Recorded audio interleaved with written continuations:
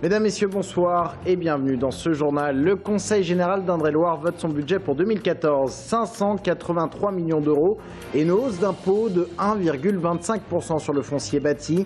L'opposition de droite monte au créneau et les agents départementaux, pour une toute autre raison, se mobilisent. Ils manifestaient ce matin devant le siège du département. Une navette régulière entre Tours et Saint-Pierre-des-Corps par les voies SNCF. Le débat est relancé par la CFDT. Cette section disposait pourtant de ce système avant, mais aujourd'hui la ligne est saturée et chacun, on le verra, y va de son idée pour établir une ligne régulière.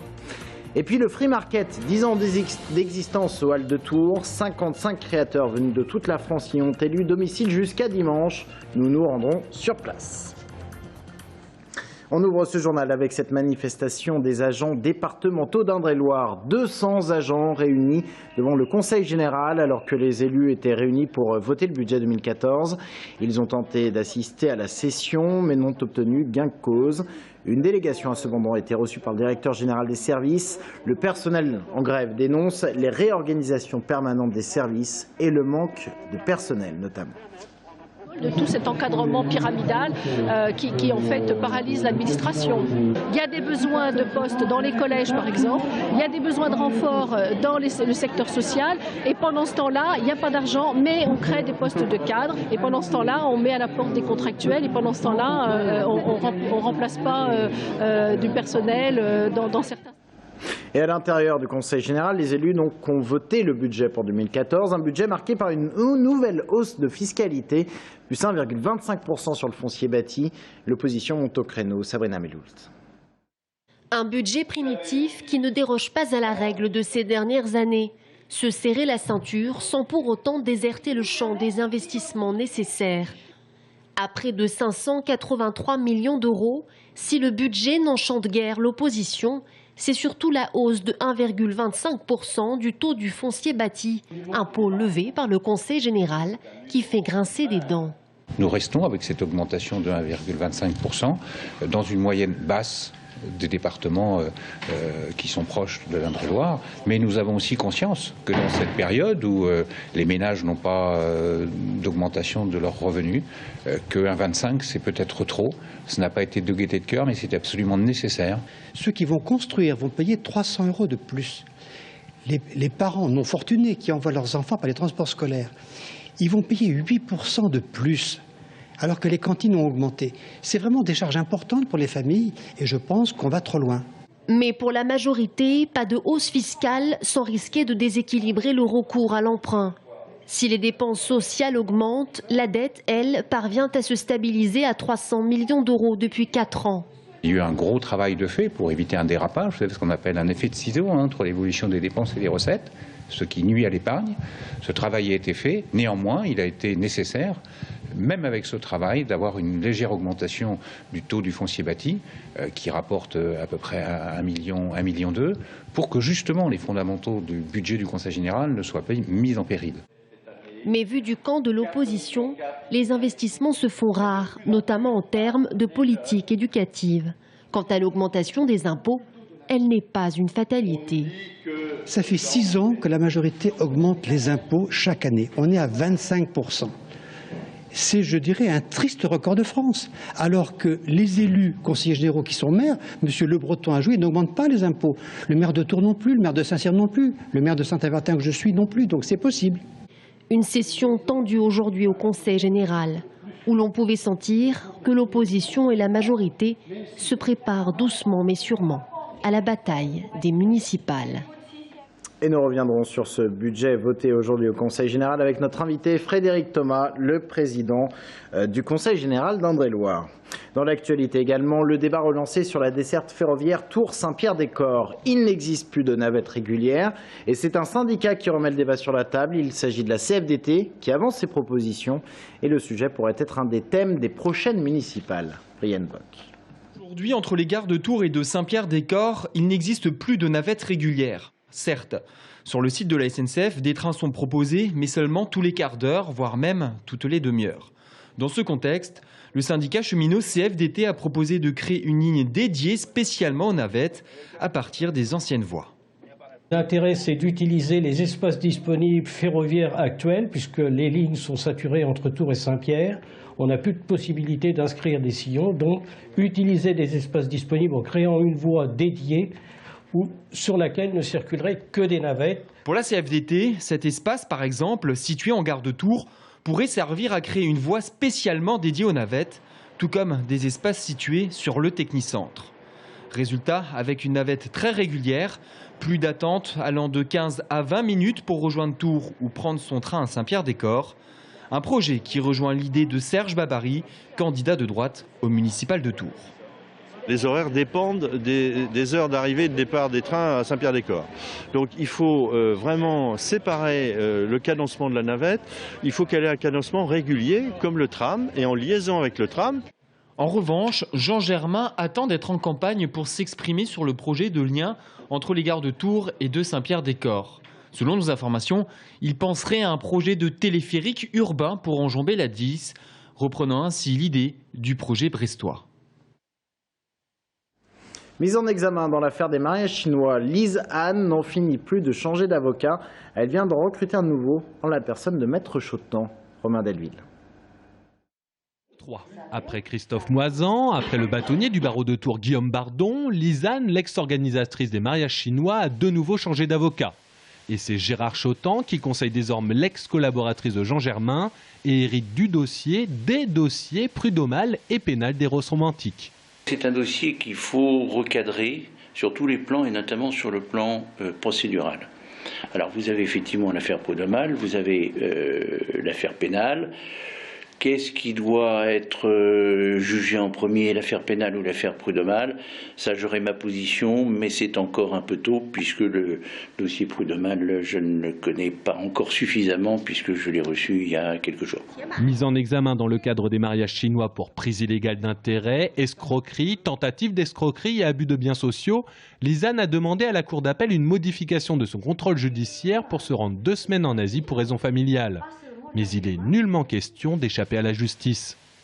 C'est pas du tout le genre de Madame Anne, qui est française, qui vit en France depuis 28 ans avec toute sa famille et qui a 3 enfants. Et par voie de conséquence, elle n'a évidemment aucunement l'intention de quitter la France car elle souhaite faire valoir ses droits devant les tribunaux et devant les magistrats instructeurs. Lise Anne a refusé ce jour toute interview filmée mais affirme qu'elle a choisi Maître Chautemps parce qu'il est le meilleur. Maître Moisan et Maître Bardon apprécieront. Dans l'affaire de la mutinerie de la maison d'arrêt de Blois, 9 meneurs ont été condamnés lundi soir à des peines de prison. Nous vous en avons parlé. Une mutinerie déclenchée à la suite du décès d'un détenu dans sa cellule. Et on a appris que le parquet de Blois a ouvert une information judiciaire pour éclaircir les conditions de cette mort. Une plainte contre X pour homicide involontaire et non-assistance à personne en danger avait été déposée par la famille de la victime.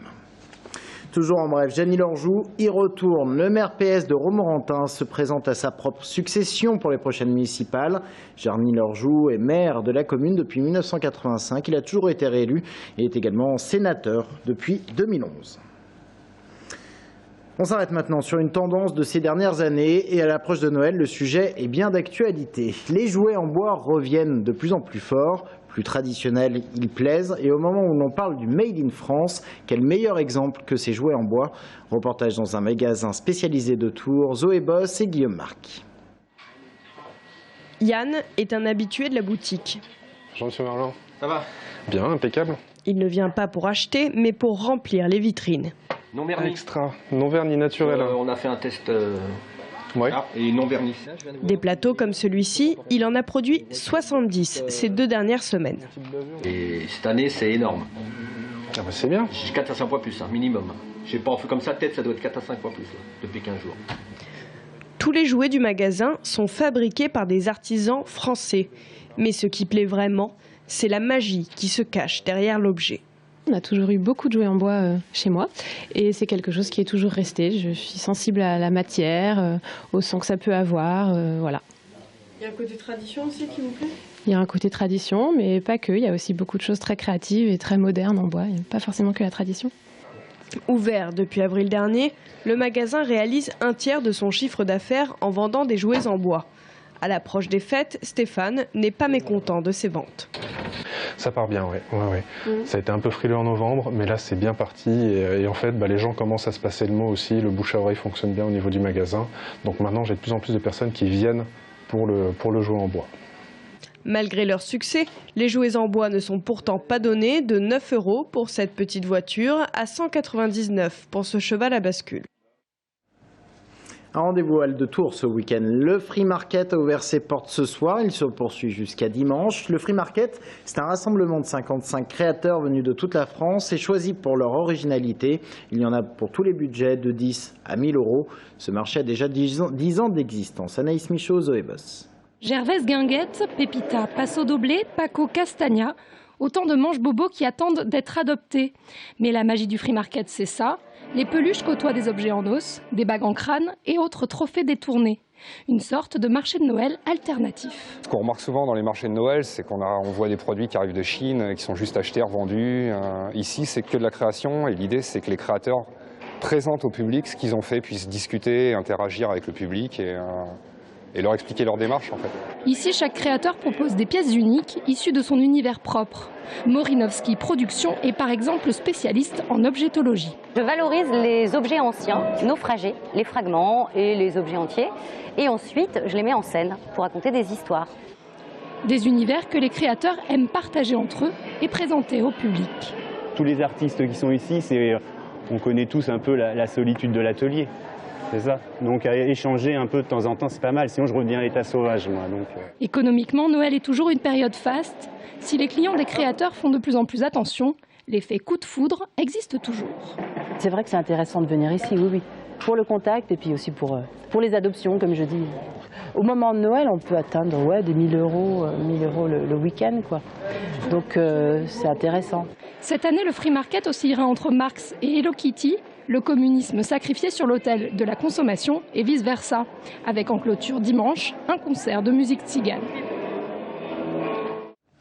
En bref, le Tour Volleyball s'incline à Piacenza dans le cadre de la Ligue des Champions. Sérieuse défaite des Tourangeaux au 3-7-0 alors qu'ils avaient gagné le match aller. Le TVV va donc devoir attendre pour se qualifier pour la suite de la compétition.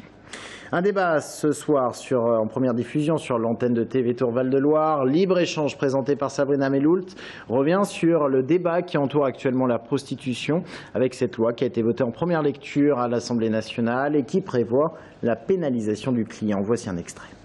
On était des anciennes victimes, on a subi des violences atroces par les proxénètes, par nos bourreaux. Par les réseaux. Par des réseaux. Que le corps de l'autre ne s'achète pas. Alors bien évidemment, ça ne va pas changer du jour au lendemain. Mais on a été exactement dans les mêmes... par rapport à la violence conjugale, on a entendu de l'opinion publique, si elles restent, c'est qu'elles aiment ça, se faire taper. Et bien dans la prostitution, c'est le continuum des violences. Il faut arrêter de se fermer les yeux devant la réalité de ce que ça représente économiquement, la prostitution au niveau mondial. C'est plus de 28 milliards de dollars, c'est énorme, c'est un business. Enfin, la prostitution est reconnue en tant que violence cette année 2013. Il serait peut-être temps. Et c'est donc à voir sur TV Tour Val-de-Loire à 22h30 ce soir en première diffusion. Restez avec nous dans un instant, nous recevons Frédéric Thomas, le président du Conseil général d'Indre-et-Loire, et on va parler notamment de ce budget 2014 et de cette hausse d'impôt de 1,25% sur le foncier bâti.